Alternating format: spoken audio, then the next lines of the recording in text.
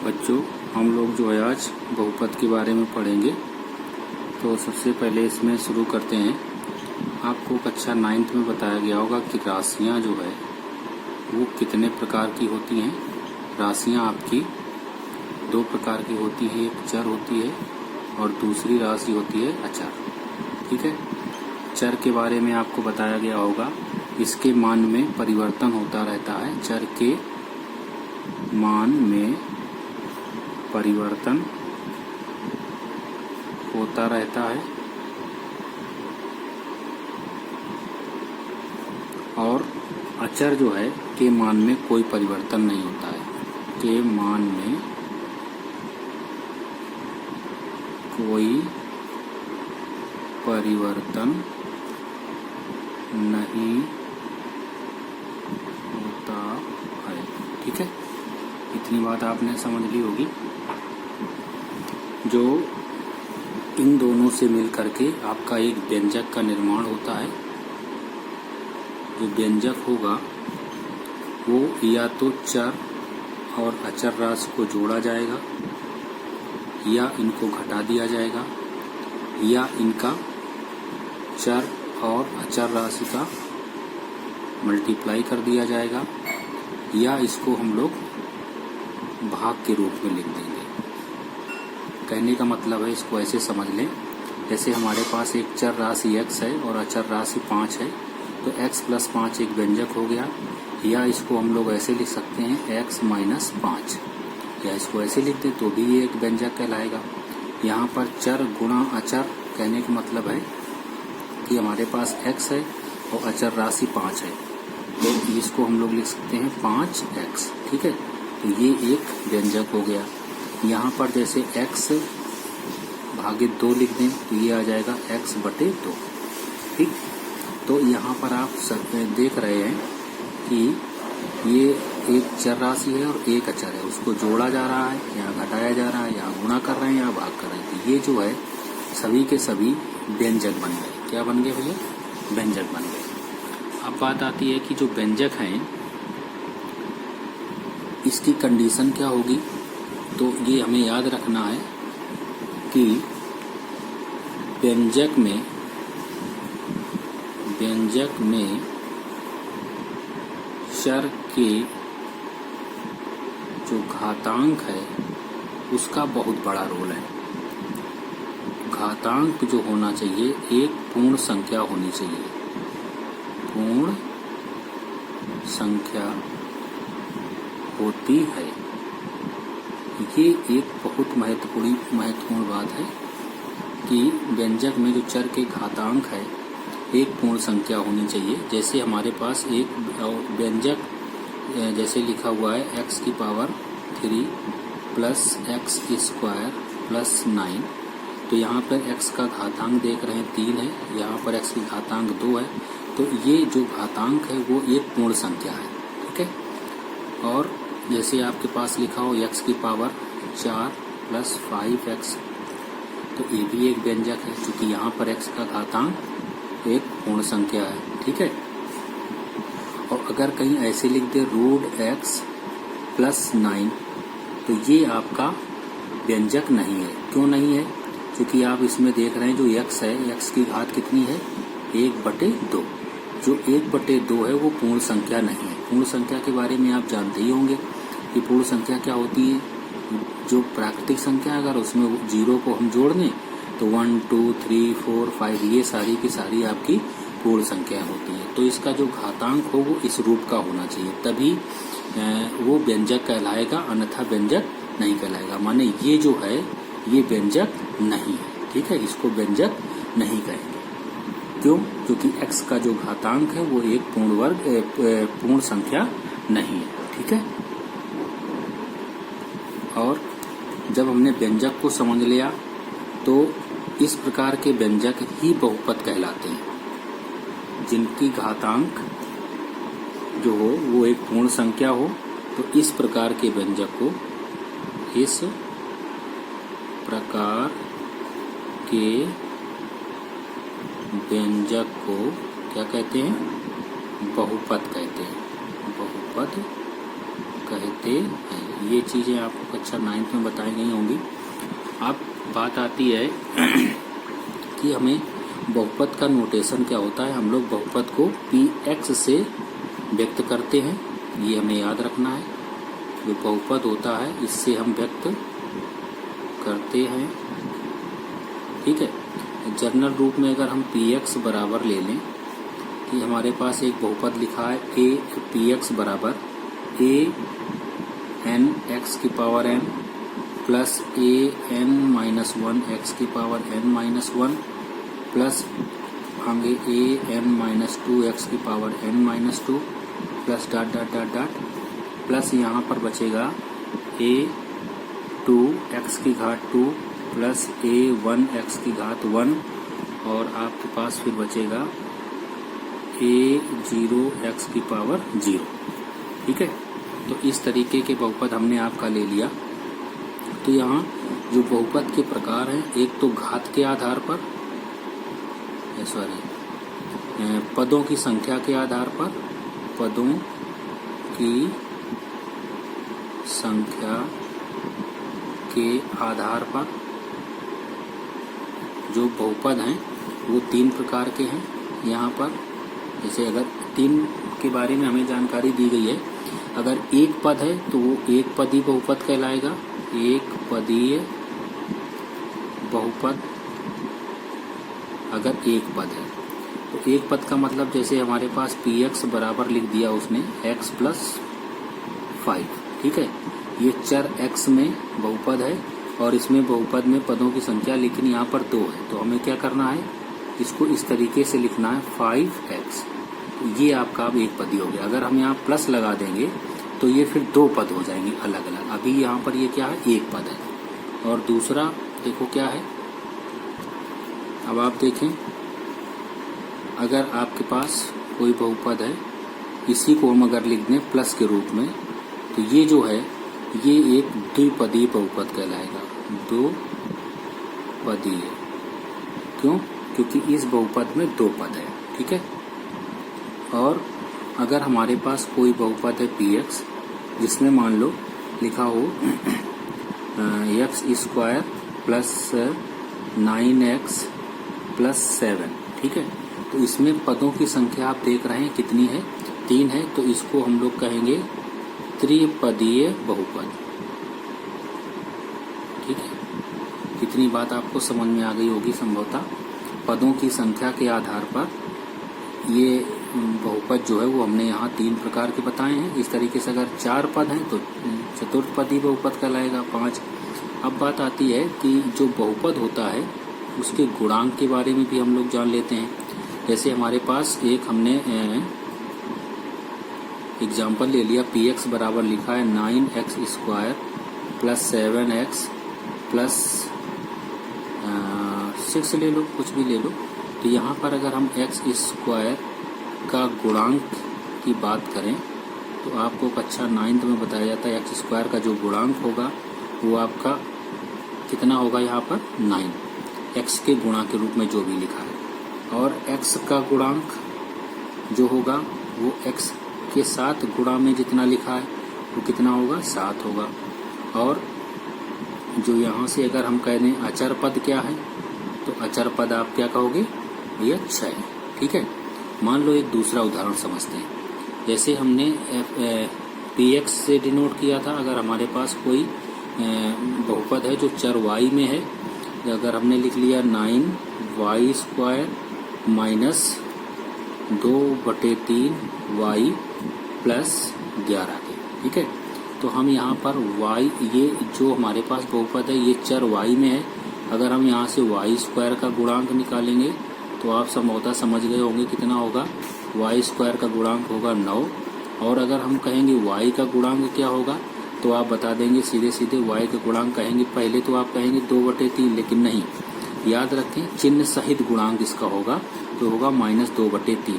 और यहाँ पर आप कहेंगे अचर पद कितना है, तो जो अचर पद है वो हमारा कितना है, यहाँ पर 11 है। तो इतनी बात आपको समझ में आ गई होगी संभवतः कि अगर हमें कोई बहुपद दिया है तो उनके हम लोग गुणांक कैसे निकालते हैं।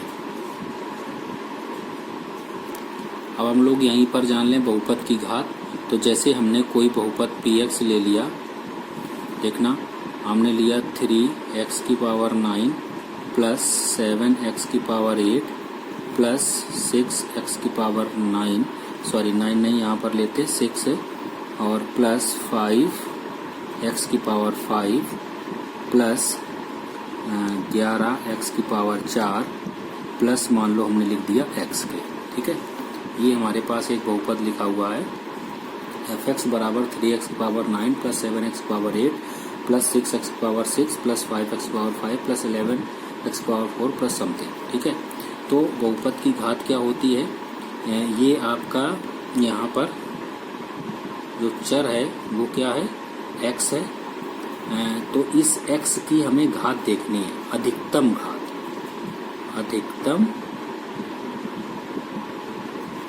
घात। इस अधिकतम घात पर का मतलब क्या हुआ, x के पदों को आप देखें, यहाँ से घात देखना शुरू करें, इसकी घात 1, इसकी घात 4, इसकी घात 5, इसकी घात 6, इसकी घात 8, इसकी घात 9। तो इन सब घातों में से क्या सबसे ज़्यादा है, हमें लगता है 9 ज़्यादा होगा, आप लोग भी जान गए होंगे। तो हम इसकी घात कह सकते हैं, जो घात होगी बहुपद की वो कितनी होगी, 9। अगर नहीं समझ में आया तो एक सवाल हम लोग और समझते हैं, जैसे हमने लिख दिया x की पावर 3 प्लस x की पावर 11 प्लस 9x की पावर 8 प्लस 7x की पावर 3 माइनस 6x की पावर 2। ये मान लो आपके पास बहुपद है।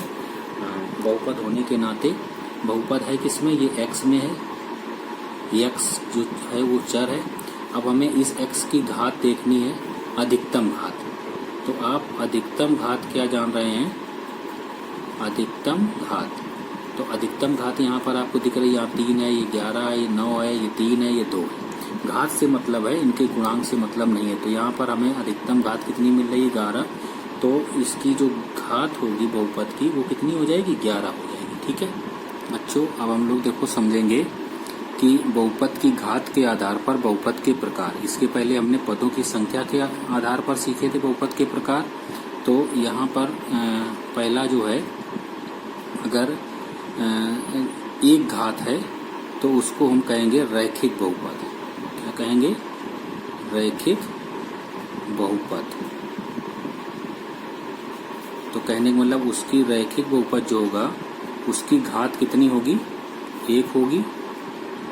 इसको जाने, जैसे हमारे पास px बहुपद लिखा है, इसको हम ऐसे लिख सकते हैं 2x प्लस 5। एक ऐसा बहुपद इसकी अधिकतम घात कितनी है, 1 है।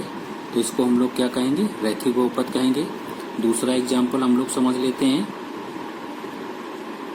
दूसरा एग्जाम्पल जैसे हमारे पास लिखा है py ले लें, तो py जो होगा वो क्या हो जाएगा, जैसे y में, चर y में हमने बहुपद ले लिया, इसको हम लिख दें 3y बटे 2 प्लस 9।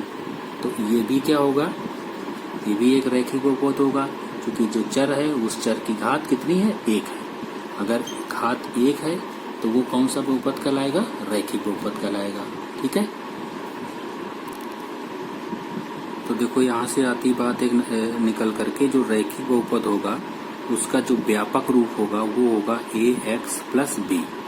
और ax प्लस b होने के नाते यहाँ पर हमें ये याद रखना होगा कि a का मान 0 नहीं होगा, और जो a और b हैं ये वास्तविक संख्याएं हैं। ठीक है, इसके बाद द्विघात बहुपद को हम समझते हैं। द्विघात बहुपद में याद रखना होगा कि जो द्विघात बहुपद होगा उसकी घात कितनी होगी, 2 होगी। जैसे हमने कोई एग्जाम्पल ले लिया, px equal to 9x square plus 11x minus 5। ठीक है, तो इस बहुपद की घात अधिकतम कितनी है, 2 है। ठीक, इसलिए इसको हम लोग क्या कहेंगे, द्विघाती बहुपद। क्या कहेंगे, द्विघात बहुपद। तो द्विघात बहुपद का जो मानक रूप है उसको याद रखें। जो मानक रूप होगा वो होगा ax square plus bx plus c, जहाँ पर याद रखें a का मान 0 नहीं होगा। a का मान 0 अगर हो गया तो माने जो x स्क्वायर वाला पद है ये पूरा का पूरा खत्म हो जाएगा। ठीक है, तो फिर ये जब ये पद खत्म हो जाएगा तो केवल ये x वाला पद बचेगा। तो ये फिर एक रैखिक बहुपद हो जाएगा अगर a का मान 0 हो गया तो। ठीक है, तो ये आपका एक मानक रूप है किसका, द्विघात समीकरण का। तीसरी बात, अगर त्रिघात की हम बात करें, त्रिघात बहुपद की, तो त्रिघात बहुपद मतलब एक ऐसा बहुपद जिसकी घात कितनी हो, 3 हो, तो त्रिघात बहुपद हम लोग लिख लें। जैसे ये हमने एग्जाम्पल लिया, एक एग्जाम्पल हम ऐसे भी लिख सकते हैं कि px बराबर, जैसे मान लो कहीं लिख दिया केवल 7x², तो ये भी एक द्विघात बहुपद है क्योंकि इसकी अधिकतम घात कितनी है, 2। इसमें अगर प्लस 9x कर दें तो भी ये द्विघात बहुपद है। हमें घात के आधार पर इसको बहुपद बताना है। ये नहीं कि हमने यहाँ 2 घात लिखा तो यहाँ 3 पद ले लिए या 2 पद ले लिए। पदों की संख्या से यहाँ लेना देना नहीं है, केवल और केवल घात से लेना देना है। ठीक है, तो यहाँ पर त्रिघात बहुपद के बारे में हम लोग जानते हैं जिसकी घात कितनी हो, 3 हो। तो हमने एक बहुपद ले लिया px बराबर 2/3 x की घात 2 plus 9x plus 7x cube. तो ये भी आपका क्या है, बोलो, मान लो 1 लिख दिया हमने प्लस में। इस बहुपद की घात अधिकतम कितनी है, वो 3 है। तो इसकी बहुपद की घात अधिकतम 3 होने के नाते ये जो बहुपद है वो किस रूप का है, त्रिघात बहुपद है। ठीक है, और त्रिघात बहुपद का जो मानक रूप होगा, मानक रूप उसको हमें याद रखना है। वो उसको हम px बराबर, x इसलिए ले रहे हैं क्योंकि x में चर हम लिख रहे हैं। अगर y होगा तो y में लिखेंगे, तो ax³ plus bx² plus cx plus d। लेकिन याद ये रहे कि ये a का मान 0 नहीं होगा। a का मान अगर 0 हो गया तो x की घात 3 वाला पद खत्म हो जाएगा, तो केवल 2 घात वाले पद बचेंगे। तो ये फिर द्विघाती हो जाएगा, फिर ये 3 घाती नहीं रहेगा। ठीक है, इतनी बात समझौता आपको समझ में आ गई होगी। देखो, अब हम लोग सीखेंगे किसी वास्तविक संख्या पर बहुपद का मान निकालना। तो जैसे हम लोग एक बहुपद ले लें, तो बहुपद को हम लोग px से रिप्रेजेंट करते हैं। हमने ले लिया 5x प्लस 9 ले लिया, सिंपल सा। तो ये आपको पता है कि घात के आधार पर इसको हम लोग क्या कहेंगे, एक रैखिक बहुपद लिया है। अब देखिए यहाँ पर जो x है वो क्या है, चर है, और आप जानते हैं चर का मान परिवर्तित होता रहता है। लेकिन हम क्या करेंगे, यहाँ पर एक अपनी तरफ से वैल्यू ले लेंगे, इसकी x की फिक्स वैल्यू ले लेंगे। कहा ना वास्तविक संख्या, तो हमने मान लिया, माना यहाँ पर x बराबर हमने 2 ले लिया, सिंपल सा। तब हम x बराबर 2 पर इस बहुपद का मान निकालेंगे। तो इसलिए हम कहेंगे P2, माने x के स्थान पर 2 को लगा देते हैं, तो ये आ जाएगा 5 गुणा 2 प्लस 9। 5 गुणा 2 हो जाएगा 10 प्लस 9 बराबर कितना हो जाएगा, 19। ठीक है, तो ये बात समझ में आ गई।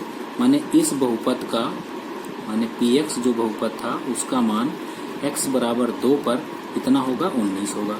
अब अगर यहीं पर हम x का मान लो हमने 3 ले लिया, या मान लो -3 ले लिया, ठीक है, तब इसकी वैल्यू हम चेक करें तो x के स्थान पर -3 रख लिया, तो यहाँ पर क्या हो जाएगा, 5 गुणा -3 प्लस 9। 5 गुणा -3 करेंगे तो क्या आएगा, माइनस का 15 प्लस का 9। इसको और हम लोग समझते हैं 1-2 एग्जाम्पल लेकर के। अब हम लोगों ने जैसे मान लो fx, दूसरा एग्जाम्पल px ले लिया। px बराबर ले लिया हमने 2x की power 3 minus 9x square plus 7। ध्यान से देखना, अब हमें ये x हमारे पास क्या है, ये हमारे पास चर है। यहाँ इस चर का मान कुछ भी हो सकता है, कोई भी वास्तविक संख्या हो सकती है। हम अपनी तरफ से यहाँ पर अगर मान लो हमने x का मान -2 ले लिया, तो हम इसकी वैल्यू निकालते हैं x की जगह पर क्या रख करके, -2 रख करके। तो ये आ जाएगा 2 गुणा, यहाँ x की जगह -2 रखा, उसकी घात 3 है, -9 गुणा -2 की घात क्या आ जाएगा, 2 प्लस 7। अब बात आती है कि ये -2 की घात 3 को आप क्या लिखोगे, -2 गुणा -2 गुणा -2। हल करेंगे इन दोनों का गुणनफल माइनस माइनस का गुणनफल क्या होता है, प्लस होता है, तो 2 गुणा 2 आ जाएगा 4 और गुणा करेंगे -2 का तो ये आ जाएगा माइनस का 8। इतनी बात समझ में आ गई। फिर यहाँ पर हमें -2 की पावर 2 को हल करना होगा, तो -2 गुणा -2 ये होगा, माइनस माइनस का गुणा क्या हो जाएगा प्लस, 2 दूनी 4। कहने का मतलब इसका मान हो गया 2 गुणा, इसको हमने हल करके कितना निकाला है -8, तो यहाँ पर रख देंगे -8। फिर आ रहा है -9 गुणा -2 का वर्ग हमने हल करके आपको कितना बताया है 4 बताया है, प्लस ये क्या हो जाएगा 7 के, तो माइनस ये क्या हो जाएगा 16 और 9 चौको 36 प्लस 7 के, इसको जोड़ घटा लेंगे, माइनस माइनस की संख्याएं जुड़ जाती हैं। 6 6 12 की 2 आंसी लगी 1 3 1 4 1 5 का माइनस का 52 और प्लस का 7, तो इसका मान आपके पास आ जाएगा कितना 5 4 5 45 आ जाएगा माइनस का। माने इस बहुपद का मान x बराबर -2 पर कितना है -45 है। अगर हम इसी बहुपद का मान निकालें किस पर, जब x बराबर 1 हो, तब देखें कितना आएगा। हमारे पास जो बहुपद लिखा उसको हम लिख लेते हैं 2x³ माइनस 9x² प्लस का 7, ठीक है। तो हमें x के स्थान पर क्या लगाना है 1 लगाना है, x के स्थान पर 1 रख दिया तो 2 गुणा ये आ जाएगा 1 की घात 3, यहाँ 1 रखा, 1 की घात क्या हो गया 3, -9 इंटू 1 की घात कितना 2, यहाँ 1 की घात हो गया 2 और प्लस ये 7, तो ये बच्चों आ जाएगा 2 गुणा 1 माइनस 9 गुणा 1 प्लस हो जाएगा कितना 7, तो 2 एकम 2 माइनस का 9 और प्लस का कितना हो जाएगा 7, तो 7 2 9 माइनस 9 = 0। कहने का मतलब है अगर पीछे हम लोग जाएं कक्षा 9th में तो कह सकते हैं कि x बराबर 1 पर इसका मान क्या है 0 है। तो एक हमें गुणनखंड प्रमेय बताई गई थी, तो हम कह सकते हैं इसलिए कि जो x - 1 है वो px का x - 1 px का एक गुणनखंड है। ये क्या है गुणनखंड। गुणनखंड इसलिए हुआ क्योंकि उस पर x बराबर 1 पर उस बहुपद का मान किसके बराबर आ रहा है 0 के बराबर, जबकि x बराबर जब हमने -2 रखा था तब उसकी वैल्यू -45 आ रही थी। कहने का मतलब 0 नहीं आ रही थी, तो हम इसको पक्षांतर अगर करेंगे तो x + 2 इसका गुणनखंड नहीं होगा। और यहाँ पर क्या करते हैं 1 को पक्षांतर किया तो x - 1, x बराबर 1 रखा ना, तो ये 1 इधर आएगा तो x - 1 होगा। अगर हम x बराबर -1 रखते तो ये हो जाता है x + 1। तो सिंपल हम कहेंगे x - 1 जो है वो px का एक गुणनखंड नहीं है। ठीक है, इतनी बात संभवतः समझ में आ गई होगी, इतना करिएगा। यहीं पर एक बात और निकल के आती है कि जो इसका एक गुणनखंड हो गया, इसलिए हम ये भी कह सकते हैं कि x बराबर 1 px का एक शून्यक है। px का एक क्या है शून्यक है। अगर आपका जो बहुपद है वो 3 घात वाला है माने त्रिघाती है तो उसके शून्यक होंगे 3। अगर आपका बहुपद 2 घात वाला है तो उसके शून्यक होंगे 2। कहने का मतलब यहाँ अभी केवल हमको एक शून्यक प्राप्त हुआ है x बराबर 1। अगर इस बहुपद में और हम कोई मान लें और जिस पर 0 आ जाए तो वो भी इनका शून्यक होगा। तो शून्यक की बात अब कक्षा 9th में आपको बताई गई होगी। जैसे इसको और हम लोग थोड़ा क्लियर करते हैं। जैसे हमारे पास एक बहुपद लिखा हुआ है, बहुपद px = 2x + 5। हमें इसका शून्यक निकालना है। शून्यक निकालने के लिए सिंपल सा हम लोग कर देते हैं px = 0 मीन्स आ जाएगा 2x + 5 = 0 मीन्स x बराबर आ जाएगा -5/2। तो इस बहुपद का जो शून्यक होगा वो कितना होगा -5/2। जैसे हमारे पास एक एग्जांपल हम ले लेते हैं, x = लिखा है 2x - 6, कह रहा है इसके शून्यक निकालो। तो शून्यक इसके क्या होंगे, हमें इस px को बराबर 0 कर देना, तो ये एक बहुपद समीकरण बन जाएगा।